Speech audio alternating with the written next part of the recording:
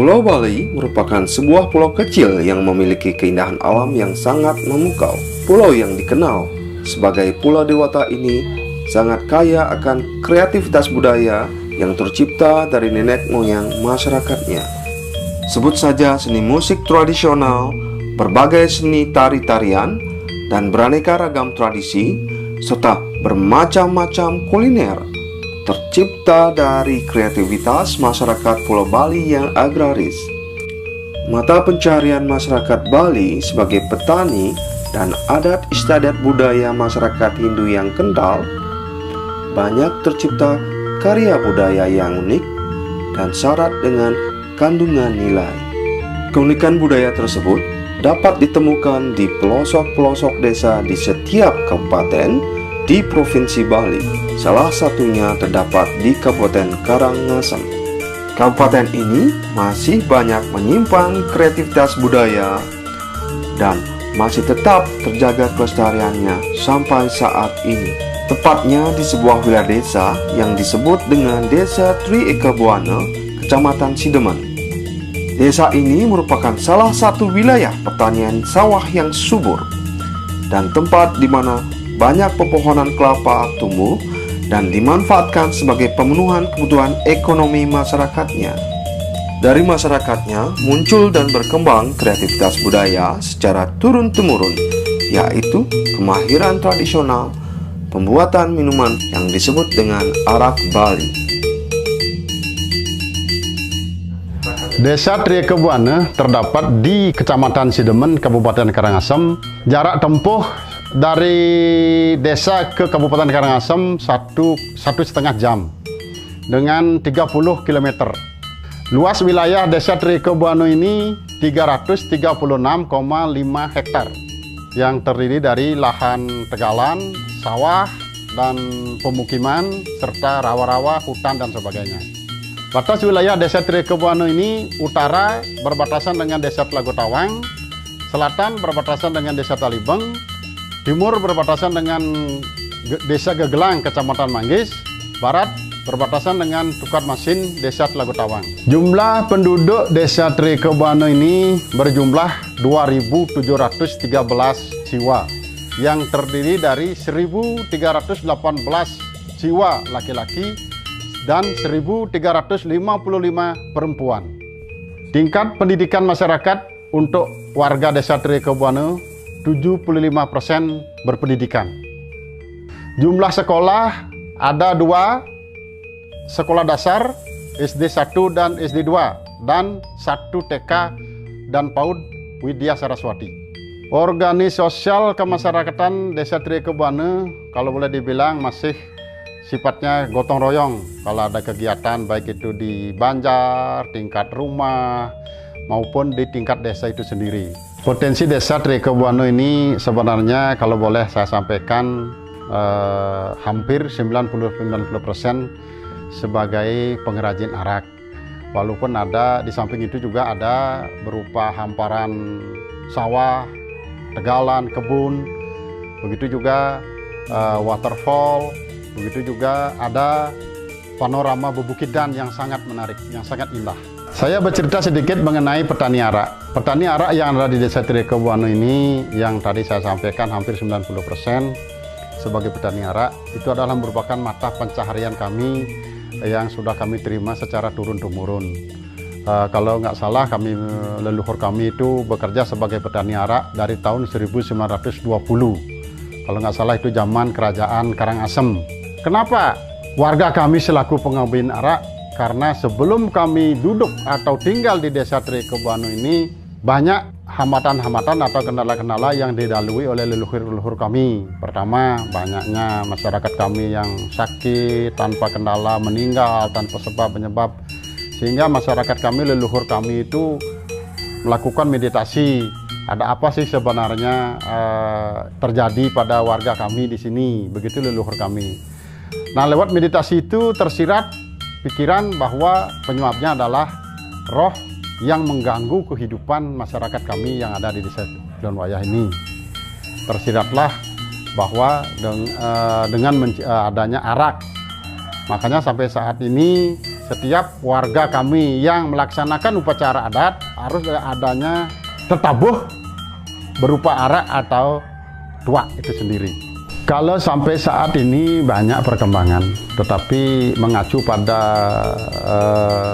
keberadaan teknologi seperti sekarang, yang tempo kemarin yang secara tradisional dengan adanya guci, peralatannya semuanya kebanyakan dari bahan kayu, tetapi sekarang seiring berjalannya waktu dan modernisasi, banyak perubahan-perubahan seperti proses dan sebagainya, itu pun tidak luput dari kaitannya dengan waktu juga untuk mempersingkat proses itu sendiri.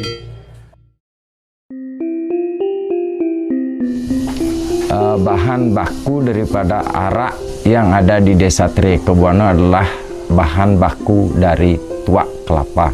Kalau di desa kami, artinya berbicara tentang di mana mengambil yang namanya bahan baku tuak, tentunya artinya dari warga masyarakat di Desa Triekebuano, artinya sebagian besar masyarakat kami artinya bekerja sebagai petani arak. Tentu pengambilan araknya, tuaknya itu ya di kebun masyarakat itu sendiri.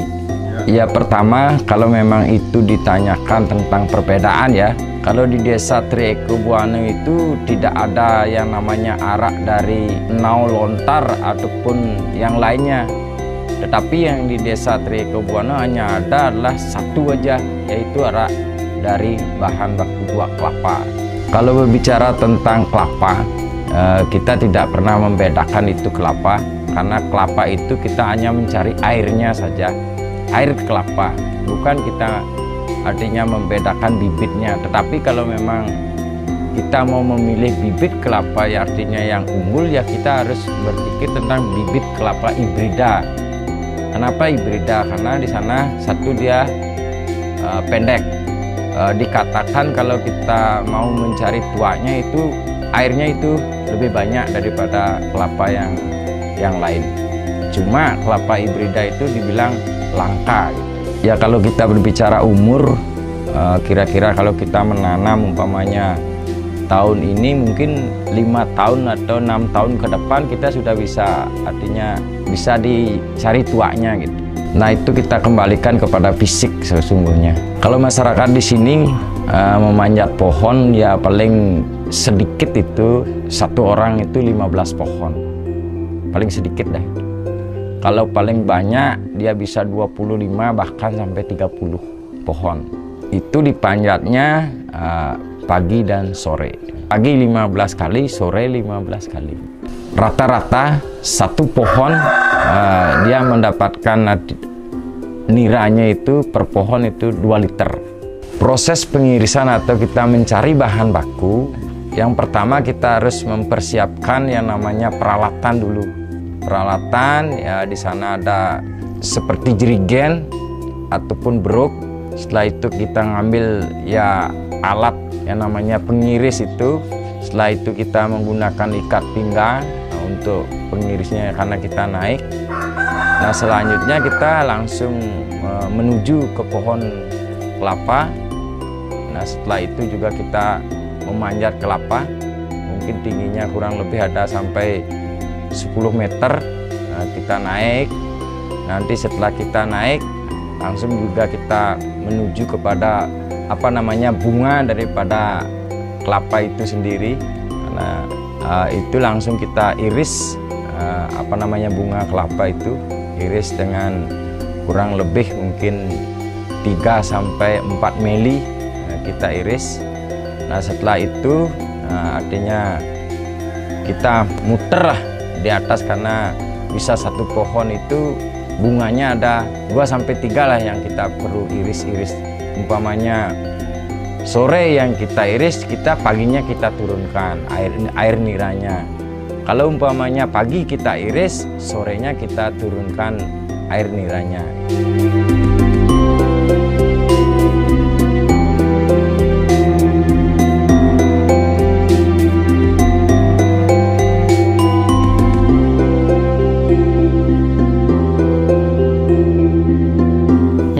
Adik tiang yang memanjat pohon dalam satu hari kan 2 kali, artinya tiang saya niki 24 pohon artinya. Dalam pagi 14 pohon, sorenya 14 pohon kan berlipat ganda namanya, karena kedua kali saya manjat lah.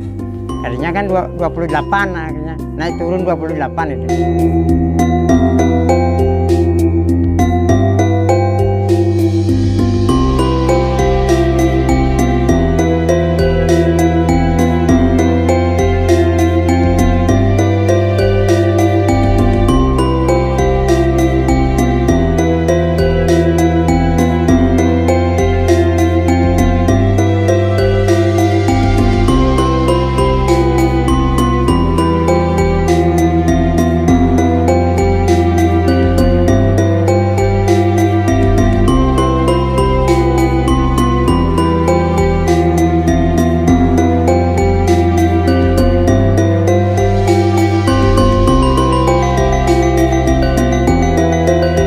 Bahan pembuatan arak adalah yang pertama itu dah nira yang kita cari dari pohon kelapa itu kita kumpulkan dulu di penyimpanan, namanya ya guci lah. Nah setelah dikumpulkan dan kita artinya fermentasi dengan serabut kelapa dan lain sebagainya. Tujuannya adalah untuk di sana ada pewarnanya, mungkin ada aromanya dari serabut kelapa itu. Setelah disimpan selama 3 hari sudah layak yang namanya tuak itu mau didestilasi akan menjadi arak. Tetapi prosesnya itu tidak semudah apa yang saya sampaikan. Yang pertama kita harus mengambil bahan baku tuak yang sudah disiapkan dari 3 hari yang lalu.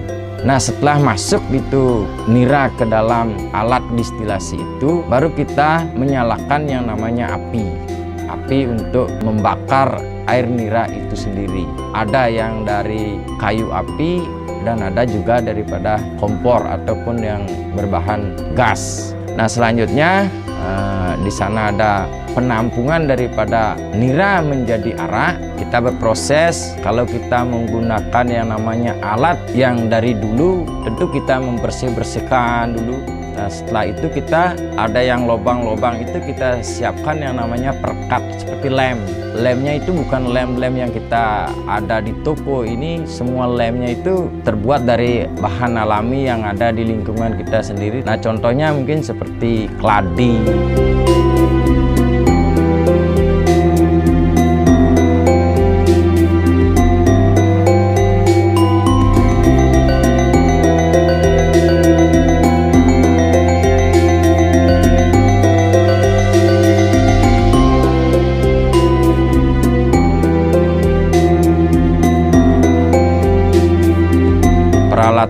destilasi itu yang berlobang-berlobang itu kita tutup semua, api juga menyala bersama, juga prosesnya bersama.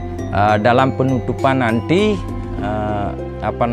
biar tidak uapnya banyak keluar, tidak, tujuannya tadi yang lubang-lubang itu kita tutup pakai lem alami. Nah, tetapi kapan kita tahu air nira itu mendidih, panas dia, kita kasih lubang di sana. Barang kurang lebih lubangnya itu 2 cm sampai 3 cm. Nah, setelah dari lubang itu terus keluar asap, tidak terputus, berarti itu tandanya air nira itu sudah panasnya sudah luar biasa. Nah, setelah itu kita tutup lubang daripada asap itu. Nah, tujuannya apinya kecil itu yang pertama adalah untuk mendapatkan kualitas arak yang sangat bagus. Alat distilasinya yang pertama adalah ada kekep.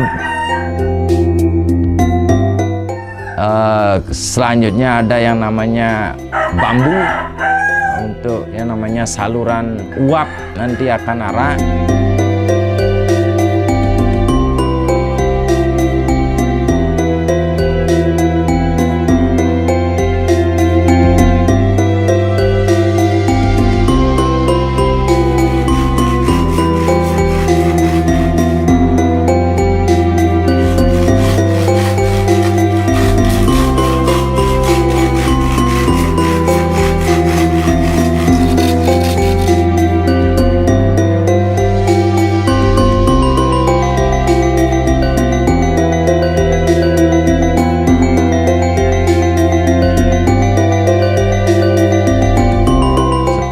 Ada tutupnya bisa terbuat dari kayu, bisa terbuat dari tanah. Selanjutnya alat itu bisa dari bambu untuk kita mengetahui bahwa sudah ada arak di tempat penampungan arak. Semua masih tradisional. Kalau kita berbicara waktu dalam proses dari tuak menjadi arak, yang jumlahnya itu dalam satu jerigen itu kurang lebih 10 liter, itu kita proses dari jam 6 pagi sampai jam 5 sore. Itu baru kita mendapatkan yang namanya arak 10 liter dengan kualitas yang sangat bagus, dengan berbahan baku mungkin yang tadi saya sampaikan 80 sampai 90 liter. 10 liter berarti kita ambil 10 liter dengan kadar alkohol yang sama dalam satu jerigen. Tidak ada yang berbeda.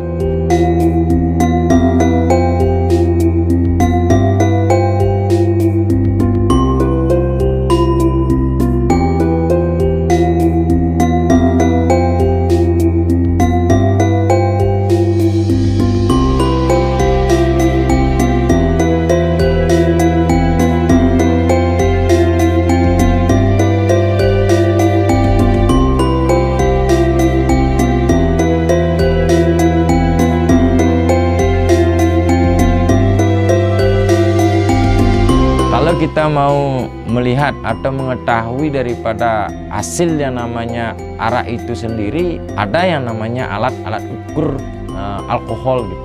Kalau umpamanya kita tidak ada alat, cukup kita dengan rasa aja, rasa mencoba, rasa bau. Pasti kadang-kadang karena terus kita menekuni yang namanya pekerjaan itu tanpa alat ukur pun kita sudah mengetahui, oh ini kadarnya segini, oh ini kadarnya segini. Kalau kita bicara yang namanya warna ya, dia itu jernih, putih, bersih, bening gitu.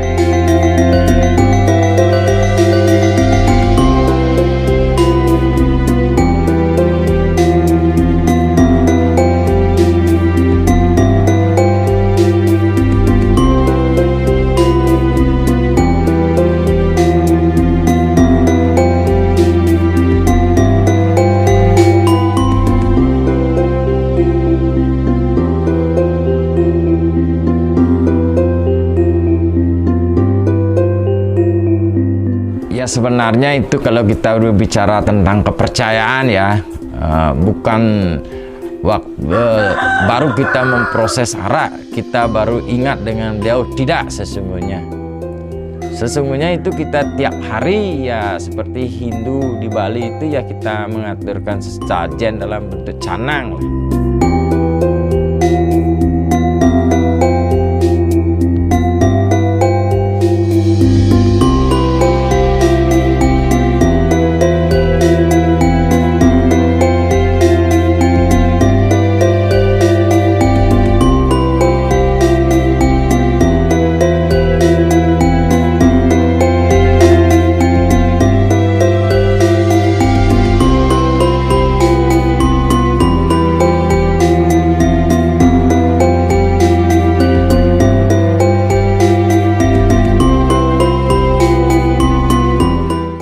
juga kita berdoa bagaimana dalam proses pembuatan arak menghasilkan arak yang bagus dan kualitas yang bagus. Di sini kalau kita dalam bentuk kemasan, ada dalam bentuk jerigen, ada dalam bentuk botol.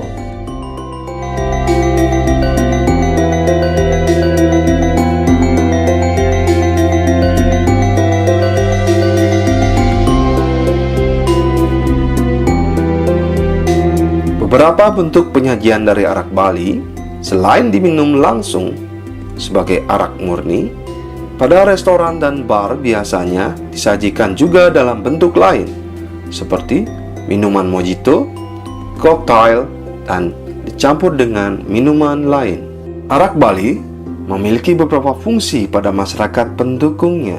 Arak Bali ini juga memiliki fungsi sebagai pelengkap upacara, di mana hampir setiap kegiatan upacara di Bali selalu menggunakan sarana petabuh arak Bali.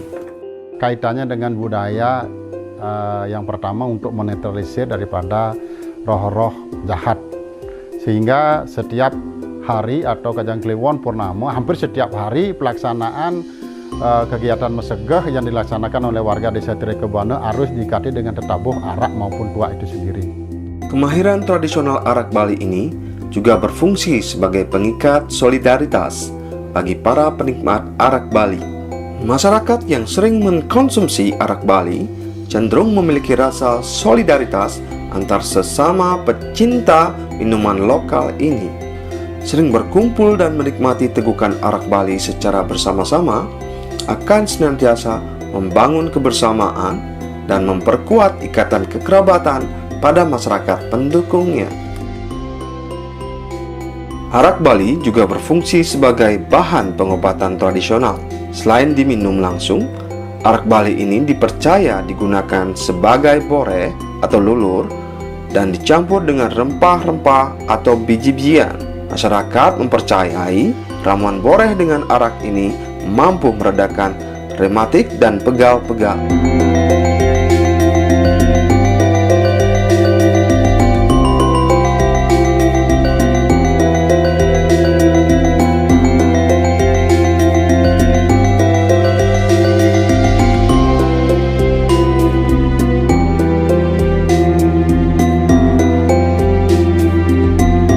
Arak Bali sebagai kemahiran tradisional yang lahir dari kreativitas masyarakat Bali tentu saja memiliki nilai budaya, sehingga masih terus bertahan keberadaannya sampai saat ini. Salah satu nilai yang terkandung pada arak Bali adalah nilai religius, karena arak Bali merupakan sarana sesaji atau pelengkap upacara pada ritual-ritual di Bali.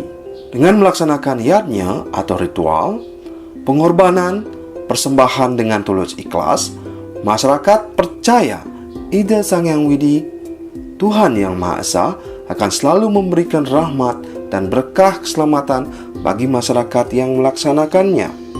Kemudian kalau bicara tentang ritual keagamaan, bahwa arak itu yang diikuti dengan dua komponen lainnya seperti berem dan tua, tentu menjadi satu media, satu sarana untuk menyambungkan rasa hormat kepada Sang Pencipta melalui proses ritual upacara Butekale. Dan tidak semata-mata itu. Nah, nilai ritual tentang arak ini banyak sekali masyarakat secara tradisi yang meyakini sebagai Hindu, mereka mempersembahkan arak sebagai sebuah ritual untuk mendapatkan kesejahteraan bagi masyarakat pendukungnya. Pada kemahiran tradisional pembuatan arak Bali ini tentu memiliki nilai ketangguhan. Ketangguhan tampak pada pencarian bahan baku sampai proses produksinya. Masyarakat pembuat arak ini setiap hari harus bertaruh nyawa untuk mendapatkan nira dengan memanjat pohon kelapa yang tingginya sekitar 10-30 meter. Selain itu, pada proses pengumpulan nira harus sabar menunggu hingga mendapatkan nira yang cukup. Harus menunggu selama beberapa hari baru nira atau tuak dapat dimasak. Ketika memasak nira memerlukan ketangguhan dan kesabaran yang luar biasa, karena harus terus menjaga api agar api tetap menyala sedang sampai 8 jam untuk menghasilkan beberapa liter arak. Nilai sosial pada arak Bali tampak pada hasil produksi dari kemahiran tradisional ini. Sering digunakan kegiatan adat suka maupun duka pada masyarakat, terlebih lagi pada pernikahan dan pengabenan. Biasanya akan ada tradisi minum arak antara keluarga dan teman undangan. Beberapa undangan tertentu akan disuguhkan minuman arak Bali untuk menghangatkan suasana serta menambah keakraban antara undangan dan keluarga. Nah, nilai sosial arak itu di Bali, khususnya di Karangasem, arak itu menjadikan sebuah minuman kehormatan. Kenapa? Karena ketika tamu ada berkunjung ke rumah seseorang, mereka akan menyapa sebagai welcome drinknya dengan arak. Kemahiran tradisional arak Bali tentu saja memiliki nilai ekonomi karena dapat membuka ruang perekonomian bagi masyarakat di sekitarnya. Selain itu, usaha ini memberi peluang pekerjaan yang cukup membantu menambah penghasilan bagi para pengrajin. Hampir 90% penduduk kami itu mata pencarian dari arak. Baik itu untuk sekolah, biaya makan, untuk biaya hidup lah. Secara khusus masyarakat Karangasem juga bisa memberikan nilai ekonomi. Karena para petani khususnya yang mengerjakan, melakukan penyulingan atau destilasi kepada tuak untuk dijadikan arak, tentu memberikan nilai ekonomi yang lebih ketimbang akan menjual bahan bakunya berupa tuak. Nah, kalau sudah menjadi arak, tentu akan memiliki nilai ekonomi yang lebih tinggi. Ini satu upaya yang luar biasa sebenarnya terkait antara keberadaan arak itu sendiri yang dapat difungsikan baik untuk kesejahteraan masyarakat, untuk mendapatkan kesejahteraan secara niskala dan juga memiliki nilai ekonomi. Untuk pelestarian terhadap kemahiran tradisional teknologi pembuatan arak Bali itu sesungguhnya telah dilakukan secara turun-temurun oleh keluarga. Karena itu di samping nilai ritual yang ada melekat di dalamnya, tetapi juga memiliki nilai ekonomi. Jadi upaya pelestarian itu dari generasi ke generasi dilakukan oleh masyarakat pendukung terhadap kemahiran tradisional pembuatan arak Bali itu. Nah, ini justru perlu mendapatkan apresiasi dari semua pihak bagaimana untuk lebih meningkatkan sense of belonging kita, jadi rasa memiliki kita terhadap kemahiran tradisional teknologi pembuatan arak Bali ini. Nah, ketika kita memiliki pemahaman yang sama tentang hal itu, terlebih lagi mendasari semua pemikiran kita berangkat dari nilai-nilai yang terkandung di dalamnya, tentu akan menjadi tanggung jawab bersama. Nah, inilah menjadi penting, artinya bagaimana kita mewariskan kembali warisan yang telah diwariskan oleh pendahulu kita untuk bisa diteruskan kepada generasi sebagai sebuah bentuk pelestarian.